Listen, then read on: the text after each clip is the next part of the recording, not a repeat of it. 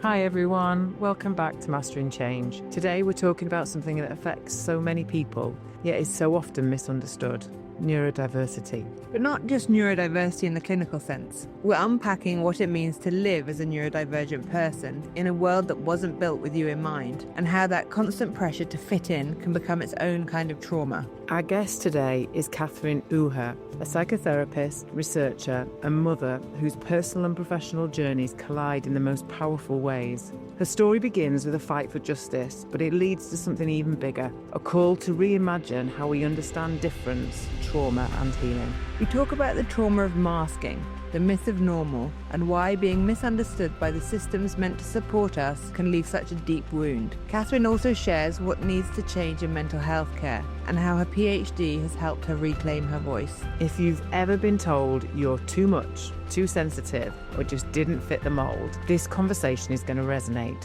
It's raw, it's personal, and it's exactly the kind of truth-telling we need more of. Let's get into it. Hello, Dr. Katherine Uher, and thank you for joining us today on the podcast. It's a pleasure to have you with us. Well, thank you for having me. Hi, Katherine. Thank you for being here. We have a little tradition on this podcast, which is whereby the first thing that we do is we play a little game. It's a little card game that is designed to help bridge connections, is the idea behind it. So it's going to be a prompt. So each of these cards, which I've got in my hand here, I've just selected a few from the pack. I can shuffle them. I've got no idea what's in here. But each of these cards has a little prompt in it. And it's a prompt with the idea that it will lead into a longer story or a narrative about something. And stories are supposed to be bridges to connection, as I mentioned, and the idea is that you will connect. We don't know you yet. We're going to get to know you. Our audience doesn't know you. They sure want to get to know you. So this is a way to start doing that. So I'm going to pick the first card. And it says, "The thing that's keeping me up at night, ... Well, gosh, actually, I guess that has to be a really personal question, because if it's keeping you up at night, it will be personal. The thing that keeps me up at night is an ongoing court case that my family is involved in. My children are autistic, and in 2018, there were some mistakes made with my son's medical file, and it's been really difficult to get corrections made. There's been acknowledgement of inaccuracies, but the trust in question has not wanted to make the corrections. I think probably because if they make corrections, it looks like they're admitting fault. So it's difficult, but that is the thing that keeps me up at night. And even when I manage to sleep, I'm dreaming about it. So yeah, and that's actually what started my my research interest in trauma and neurodiversity and the overlap, and why there is, I think, such a large overlap. I'm really sorry to hear that. Sounds really difficult. I Yeah. can't imagine that. I understand that it's definitely going to be keeping you up at night. I guess if it's what started your research into trauma and neurodiversity, it's hopefully there's some positive, and I'd love you to explain a little bit about what it is that you've learned in that research, and if it's kind of helping you manage the situation that you're in, or perhaps has potential to help others. Well, I think probably both. So I was finishing my master's in psychotherapy in 2018 when the inaccuracies. So it was basically, I won't go into, I won't share personal names or anything during this, but I'll just be very general about what's happened. There were some data mistakes written by a psychiatrist. So they're personal and quite bad. This happened in 2018, right as I was finishing my master's in psychotherapy. And I had already planned to apply to start a PhD. Originally, the plan was that I would apply to many schools, because I understood that I wouldn't be likely to get a place at everywhere. But then things happened, and I was absolutely exhausted trying to sort out our personal lives, and I ended up only applying to one school, Edinburgh University. as all of this was kicking off and it was becoming a big thing, trying to get records rectified, even though clearly there was bad mistakes that had been made. And what happened was I was struggling with doing both my PhD and litigation because both of those are jobs. I ended up deciding that I need to combine this because I'm effectively doing research every time I'm looking into litigation, and I'm doing research for my PhD. So with my supervisor's permission, I combined the two, and it has helped me because fighting against a system that is, I think, most of the function is about money and reputation. And so trying to fight against this big system that isn't necessarily able to be concerned with the well-being of individuals as much as it would say that it is, that's just soul killing. It made me feel quite worthless. I actually wrote this. I said, the litigation makes me feel worthless, but the PhD makes me feel worth something. So it made me feel as if all the things that I was experiencing and that my son had been put through could count for something. I mean, one of the things that I talk about, one of the things that my research is about how autistic people are storied by professionals, how they're seen by professionals, how they're judged through often a massive safeguarding lens or a lens that difference is bad. And this has made me reflect on how hurtful that is and how traumatizing that can be, and the importance for professionals to not look at us in that way. But as mum, and that's how you're called when you're written about in medical records or school records, is you're written about as mum. It feels very, I don't know what's the word, delegitimizing, I guess, because professionals are professionals. They're the doctor, the teacher, they're Mrs. or Mr. So-and-so, and you're just mum, literally called that. So working on my PhD made me feel I'm going to be called Dr. Uher, going to be able to have a seat at the table and have something to say about how we're being treated. And hopefully that will be taken more seriously than it has been. So yes, to answer your question, it has given me something to hang on to, an anchor. So yeah, it must. And I do think that it brings more positive influence into the world. I get contacted by families regularly who have been affected by similar experiences within institutions, being misunderstood, talked about by professionals, often in a very unprofessional way, and having walls go up when they try to get their needs met. I'm really glad that it's, had a positive impact on sort of the way you've had to navigate through what's obviously such a difficult time. And can you kind of explain a little bit more about what your research has been about? My research so far has been about looking at society's understanding of what is normal, and our reaction to. So when I use art, I often will refer to myself as an autistic person. I was offered a diagnosis of Asperger's syndrome when I was 6 years old. And I was my mother didn't accept that. And I got diagnosed when I was in my 30s after my son was diagnosed. But so I'll refer to neurodivergent people as, I'll include myself in that, but I also include myself in professionals and society at large. So I'll use the term art a lot. But our perception of normal is it's often very rigid, and our perception of difference is often to be very wary of things that don't look like what we consider normal. So if we see somebody talking to themselves, we think that looks really weird. And a lot of times people will be wary of that, and they might cross the road to get away from the person. I looked at the birth of psychiatry, the pathologizing differences, and how that affects how people are understood and treated. So within my PhD research, I had many autistic participants, and they would talk about their experiences pre-diagnosis. So people telling them, oh, you can't be autistic because you're too articulate, you're able to express yourselves. And then once they did get the diagnosis, then people would dismiss them saying, oh, you're autistic, so you can't do this thing over here. You can't go to university. You can't have therapy. Therapy is not amenable to autistic people, one person was told. So really crazy ideas like that. And this is basically the foundation of my research. The academic term that I used for my thesis statement was using ethnocentric judgments, which is when you make a judgment about somebody else's culture without having had that lived experience yourself.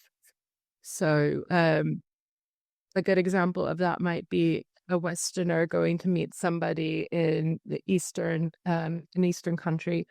And if they avert their eyes or bow their head, we might perceive that as being shy, when in fact that's a cultural thing. And so neurodivergent behaviors can be perceived in so many different ways: shyness, hostility, scariness. And it's not necessarily that they are these things, but they're misunderstood. And my research argues that being misunderstood as we grow up and being surrounded by neurotypical professionals who have power in our lives often keeps us as children from developing a good sense of who we really are. It keeps us from standing up for ourselves, for setting boundaries that are right for us, because we're supposed to go to school, tolerate sitting still for 8 hours a day, and conform to the expectations of the institution. So we come out of this feeling like we have to do what is expected of us. I call this being other referencing. We're referencing other people's opinions of what's right and wrong. And often many people who are autistic or have different forms of neurodivergence will say that they don't even know how they feel. They're not even aware of what they are feeling. And I think this is not an innate part of autism, but it has been said that that's what, that this is a trait of autism. But actually, I think it is just about we're growing up in an environment that has not allowed us to know how we're feeling. So we've disconnected from it. Well, just the language, I guess, to describe how you're feeling, being determined by neurotypical so you have a framework that doesn't fit how you feel because it wasn't defined by you. Yeah. I mean, I was often called lazy or rude as a child. If I was zoning out during class when I was clearly overstimulated. I mean, I know that now and I can use the term overstimulated, but teachers thought I just didn't care and I wasn't trying. And maybe I didn't like learning, but obviously the proof would be to the contrary. I enjoy learning very much. It's research like yours, that I think for me, I'm also autistic, and I think it's like, but again, diagnosed very late in life, 30. I was also 30, and I was diagnosed with autism and ADD, and I think that I was also told I was lazy, I was disruptive, I was a problem child. I was labeled a problem child. That was just like my kind of growing up. And I don't know, have you ever read a book by Fern Brady? She's brilliant. She's she's a Glaswegian. I can't recommend it. It's called something strong, a strong female character or something like this is the book that she's written. I'll try and find it and give it to you at the end. But it was honestly, that was for me the first. She's autistic, and it's the first time you kind of touched on it there about saying you can't be autistic because you're really articulate or you're really smart. You're good at class. You're good at lessons. I was always good at academics. Yeah. I would always do academia, but I never fit in. I could never be that. I couldn't understand why everyone else sort of felt a certain way and I didn't feel a certain way. And I think you also, in the kind of notes that you wrote before we started this conversation, you talked about like wanting to discuss masking and how that can be I'd really like to talk about the idea of how masking, what your thoughts are around masking. So I think one of the things I was actually shocked to hear recently, it hadn't occurred to me, but it makes total sense, is that a person was telling me a story about a non-autistic or or neurotypical professional making a statement to the effect that masking was a good thing. We were talking about a person's child who was in school and they were passing, like with quotation marks, passing, surviving in school and acting like everybody else. And so this teacher thought, well, that's a good thing. Let them keep doing this. They're surviving in the mainstream school, which I absolutely think neurodivergent people need to be in mainstream because we need to be, and other people need to know we're existing. But this idea that it was good, that was really disturbing to me, because my thoughts on masking are that it's not good. I think that we're not learning how to be our real selves with other people. So when I was talking earlier about not knowing how we feel when we're masking, that's only perpetuating that even more. We become, well, they're referencing. So as soon as we have a sense of what the other person might want, we start playing to that. We completely ignore what we want. And so many people, many of my clients will tell me, I don't know what I want. If somebody said, where do you want to go for dinner? I don't even know what I'm in the mood for. And it's something we can often know when we're alone, but when we're being asked by another person, we just can't draw upon ourselves to figure it out. We aren't self-referencing. And I think this is the result of years of masking. And another argument I would make about the problem with this is that if you can't identify who you are, you also can't identify your boundaries. So if you're going through situations that you find really difficult and intolerable throughout your day on a regular basis, so like massive crowds, loud noises, things that everybody else seems to be coping with, but for you, it's really distressing. When you get out into the world and you encounter other distressing situations, which can involve abuse, crimes, it can involve all sorts of violations. It can be, I know other people might not understand this, but it can feel just as distressing. And then you think, does my voice matter? Other people didn't think that was a legitimate thing to be upset about. Why would I be allowed to complain about this? And we end up perhaps accepting a lot of treatment that we shouldn't accept. I think we learn the skill of disassociation, which is very damaging. We learn how to block things out when they're hurting us, but we shouldn't. I think the more important skill, which might be not the most convenient for the school system, is that we learn how to say no. And we learn to identify, I don't like this. I can't tolerate this. It's not okay for me. And to be able to say that and have people in positions of power listen and, let us know that our voice matters. Unfortunately, we get praised for informing than for masking. And I would compare this to, I would say it's the same as trauma response known as fawning. So when we're about to be attacked, a common trauma response is to be pleasing to the person who might attack us. I think this is what masking is we are acting pleasing because we feel we are under threat. And we are, because we get punished. We get called rude, lazy, whatever, all the ugly things if we don't look like we're supposed to look and act like we're expected to act. Yeah, that's my opinion. So that's it's really interesting because in this space as well, I've heard. So I did my first degree and was a teacher very briefly, and about learned behaviors. So it's about learning, and that means that you're denying your natural instinct for how you show up in a situation. And so that idea of teaching somebody who is Asperger's how to look and respond and engage with other people rather than embracing, like a default expression of that. But I think the narrative is moving on, because that was, like I say, 20 plus years ago now. But I'm kind of interested to hear that you're still seeing that prevalent, that there's the masking as it is there is like the equivalent of this learned behavior. You mask or you learn to do it in a different way. Yes. It's interesting what you said about moving on. So there's a lot of enlightenment. I talk to many professionals who are really shocked at some of the things that still go on today, because there are a lot of people who understand. I remember 10 years ago, the idea that girls could be autistic was like, oh, wow, girls can be autistic. I know there's so much that we know, people are acknowledging today that wasn't acknowledged even just 10 years ago or 20 years ago. But despite that, I still see things showing up in the news about politicians saying we just have crap parents. There's not this, people aren't neurodivergent. It's just bad parenting. And it's some journalist wrote the other day in the Times about parents used to be ashamed of diagnosis. Why aren't they ashamed now?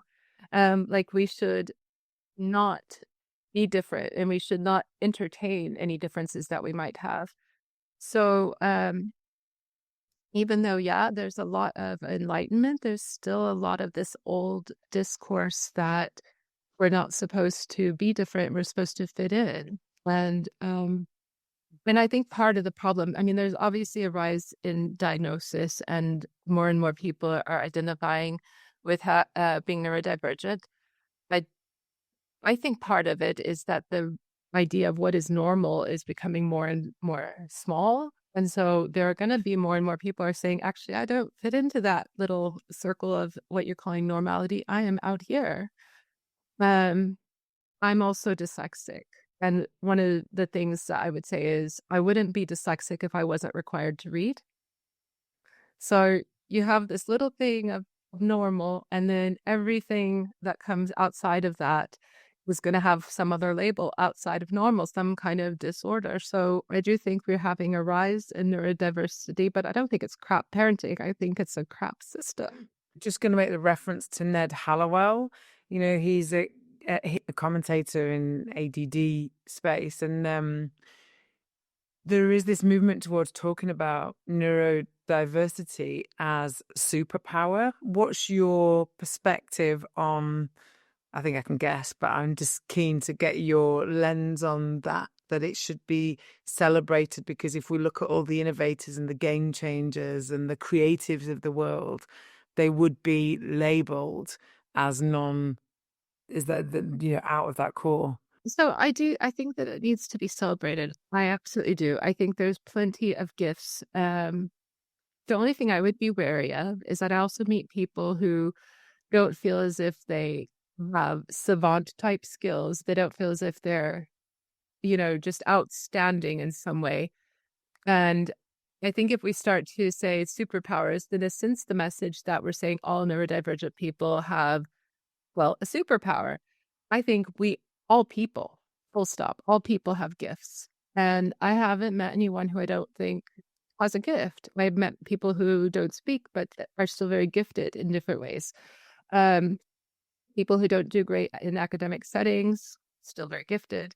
I guess my fear of the superpower thing is just that it sends the message that we're claiming we're better than everybody else, or we are, people have different skills. I do think it's worth celebrating some skills that go along with being neurodivergent.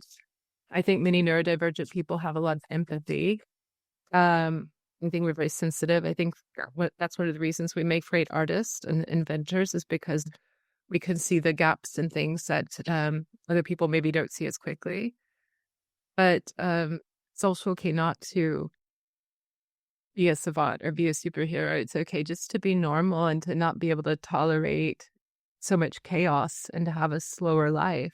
It's interesting you say the savant piece and the dyslexia, and for me there's ADD, and then there seems to be often, and wouldn't say I don't have research on this, I'm wondering if there is research in this kind of linking or this connection between someone with autism who will also have ADD, who is also going to be dyslexic, and also has sort of, savant, very deep intuition is what I would say, like a very deep understanding of reading energy or intuition around things. Do you know if there's any kind of research that links all of those things together? I think that there probably is. I've stumbled across, so this, when you use the word intuition, it makes me think of a book that I think there was more than one, by Steve Silverman, called Autism and the God Connection. And he was writing about autistic people who have seemed extremely intuitive and maybe connected with like God and spirits passed on. And so in that way, I think there is some research. There's definitely recordings of people being very, very intuitive and very sensitive, and lots of memoirs about written by autistic people will include statements to this effect. So I think Rudy Simone's written something in her book Asperger's, and Donna Williams, Nobody Nowhere, she wrote about having precognitive dreams. So when you're talking about intuition, that's what comes to mind. And in terms of savant-like skills, so intellect-wise, I'm sure that there is. I don't know about it, because it's interesting to me, but it's never been my focus. So I haven't gone down to that uh, rabbit hole, I guess. I wonder if the reason that people who are neurodivergent people are more are more in touch with their intuition is because of the need to have it masked so often. So the need to really have kind of like Yes. seen all around them, like really picked up on energies, picked up on what's right, how they should be perceived, how they should appear in the world. So they are really deeply in touch with that in their external experience. Yeah, absolutely. I mean, I think that's true. I see that in clients, whether they have a diagnosis of autism or not, if they've been, I call it complex trauma. If you've had to stay in that sort of hyper-arousal zone for an extended period of time, you become like just deeply aware of all the energy. You read the room so quickly. And it completely flies in the face of the idea that autistic people would lack awareness or empathy, because actually what they're in survival mode and they're just trying to pick up on anything that gives them some information about what am I supposed to be doing now.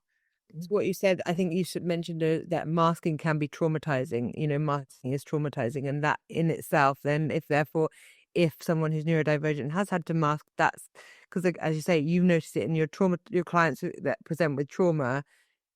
I think that's almost kind of demonstrates that masking can be a traumatizing experience because it does kind of, there's a link there. My argument for why why masking is traumatic is because I look at what the word trauma means, and it means that there's a wound, there's a disconnect. So if there's a split between your awareness of who you are and your awareness of everybody else's reality, and there's not a cohesion there, that's a wound.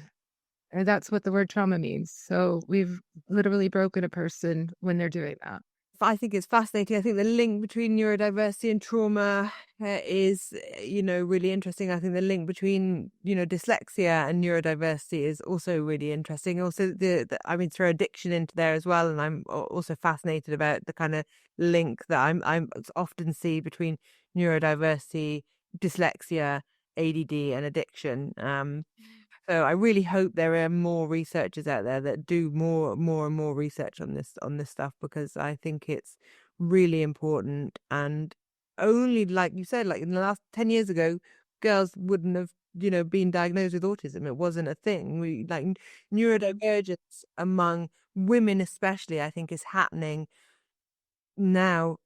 From our generation, it's happening in our 30s, not when we were at school, not when we were, could have made a difference to our, certainly to my schooling. I left home, I was thrown out of home at 15 because I was this, disruptive, rude, lazy child. I think and that's not, that's my parents couldn't cope with that. And they couldn't cope because they just thought I was disruptive, rude, lazy, couldn't, be around me. Whereas actually, I think if they'd had some understanding of that I was actually autistic or neurodivergent, they would have potentially looked at me through a different lens. And I think they would have, but no one was telling them, no doctors were telling them. They would just say, oh, she's just going through a difficult adolescent period. I'm going to ask a non-practitioner based question now, because I was in Washington, D.C. recently at the Integrative Medicine for Mental Health conference. And I was really interested to look at a couple of presentations that talked about the development of the amygdala and the cerebellum in the context of neurodiversity, and how trauma that happens in the early years can cause like a stilt in development or a dysfunction of the pathway. I'm being very careful here because I don't want to go near the space of suggesting that, do you know what I mean, that those two pieces of the brain, I don't want to get to that. And that's why these people this is why neurodivergent people don't fit that because I agree with you wholeheartedly. We can't have this very linear model that is based on what was the majority, I don't think it is anymore, what was the majority, and everyone's now trying to fit in this model, and no one does, because that model doesn't work because of the systemic, intergenerational, societal trauma that affects us all. But I would be interested to understand whether whether you've got an opinion or a point of view on the cerebellum's and the amygdala's role in the context of neurodiversity and its presentation. Wow. So these big terms, they often scare me. This is the brain. I have a friend who is a psychiatrist, and one of the things I've talked to her about is whether or not autism can be a result of trauma rather than just our biology. I think for myself, it's biology. I can look at my family and see my mom was on the spectrum, my great grandmother was on the spectrum, and I think probably my maternal grandfather was. So I can kind of see it. But I hear stories, I hear experiences of people who think that there has been an early traumatic experience in somebody's life, and this has just changed how they work. And I don't know. I think it's possible. What my friend had said to me is, she says there's two types of ADHD. She says we recognize that there is a type 2 that is caused by trauma, so brain damage, rather than being born with it. And she said, I don't see why autism couldn't be the same. And I think that makes sense. But that's, I guess, rather than an opinion, it's just more like I hold that in mind as a possibility, a question that I don't have the answer to, but I could imagine that. Why not? Yeah, I think it's the nature. For me, when I heard that, that nature versus nurture, exactly, and just trying to think about situational and circumstances and intergenerational, inherited.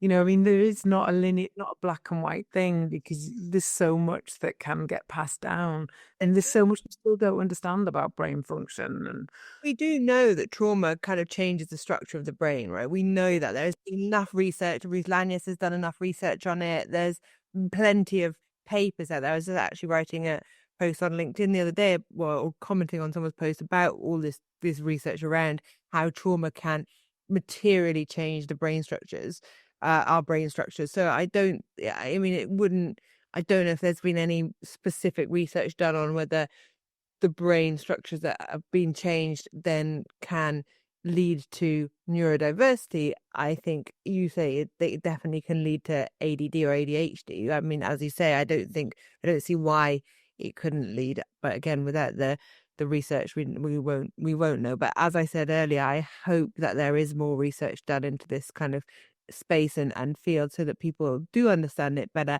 and it becomes more accepted, like you say, because every neurodivergent kid should be able to show up in school and be authentically themselves, and without having to mask. And we could have a society whereby it's people just are accepting of the kind of differences that we all of us, everyone is different, right? And everyone tries always, especially in school, has to try and fit in, and it's not. I wish it wasn't the case. there's the problem with the school system, is we put our children really early on into a space where everyone, in some way, shape or form, neurodivergent or not, has to fit in and subscribe to a certain set of behaviors and expectations. But I think that's a really good place to wrap up. We have one question that we ask, Katherine, everyone at the end of the podcast, and it's a big, lofty question, so prepare. There's no right or wrong answer. It's just your immediate reaction. If there was one lever for change that you could pull, one dial you could turn above all else that would affect the change that we need to see in this world, what would that be? Oh my. With regards to my area, because I mean, like, there's so much, but so much different issues. But with regards to like children having a better experience as they're growing up, so neurodivergent children having a better experience, I would say that we need to give more trust to the parents. And I say this for multiple reasons. One is the parents can often be the best resources. They're not all brilliant. I've certainly met neurodivergent people who did not have great relationships with their parents, but parents who are empowered to be good, to be good parents, parents who are trusted and not scrutinized, they're often more able to be patient and loving. They will know their children better, and they will be able to help schools help their kids. So I think, and also, what other choice do we really have? The government can't parent everybody. So I think give more trust to the parents. Parents will then be better parents, and the kids will have better home lives and forge better relationships. So I would say that would be the biggest change, I think. It's been a real pleasure talking to you, really enlightening for me as I've got a niece who's just been diagnosed at 5, and it's, I've lots of close experience. I work with Araminta very closely every day, and just hearing your perspective on it, and that the language of masking, which is very accessible and very understandable, and we all know how horrible it feels to be. Yeah, I found it a really insightful chat. So thank you. Oh, thank you so much. Thanks for having me.